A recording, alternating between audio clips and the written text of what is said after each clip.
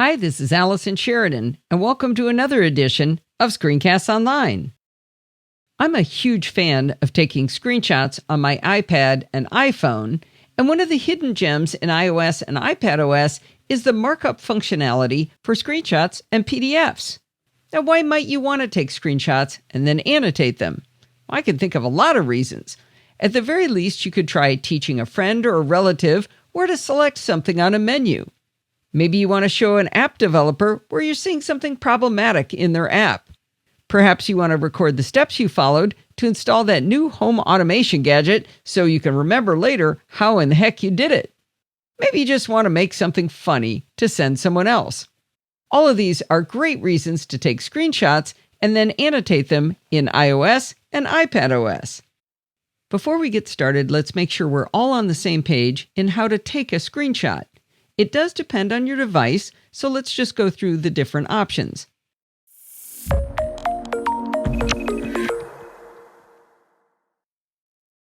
If your device has Touch ID, either an iPhone or an iPad, you want to hold down the Home button down at the bottom and the Power button up at the top at the same time until you see and hear the screenshot be taken. If you have an iPhone with Face ID, you want to hold the volume up button on the left side and the power button on the right side at the same time, again until you see and hear the screenshot be taken. Taking a screenshot with an iPad with Face ID uses the power and volume up buttons as well, but they're both in the same corner.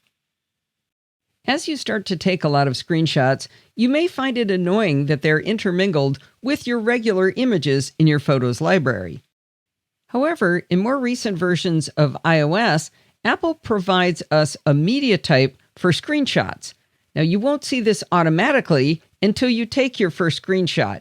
So it's sort of a smart album, and it allows you to go straight to the screenshots and maybe delete the ones you don't want cluttering up your Photos library. Let's take a brief look at how the screenshots media type is created on an iPhone that doesn't have a lot of photos. So I'm going to tap on the Photos icon, and I'm going to scroll down here, and you can see I have media types, videos, and live photos. Let me close Photos, and I'm going to go into Safari, and I'm going to take a screenshot of the Screencasts Online website. You can see it's down at the bottom. I'm going to swipe it away, and that's going to make it go into the Photos library. Let me get out of here, and I'll go to Photos again. Now you can see the screenshot. It's right here. But if I go back, and I scroll down in Albums, you can see we now have a media type that says Screenshots. That's just a quick preview of one of this week's Apple-related tutorials from Screencasts Online. Screencasts Online is your premium source of Apple-related video tutorials. All of our members get access to brand new, up-to-date tutorials each week, as well as unlimited access to our entire video archive full of Mac and iOS-related tutorials. You can stream and download all of our videos on your Mac, iPad and iPhone, and even your Apple TV using the members-only Screencasts Online Apple TV app. Membership also includes a complimentary subscription to the digital Screencasts Online monthly magazine, published each month and packed with videos, articles, reviews, as well as hints and tips covering all aspects of the Mac, iPad, iPhone, and all of the other fantastic Apple products.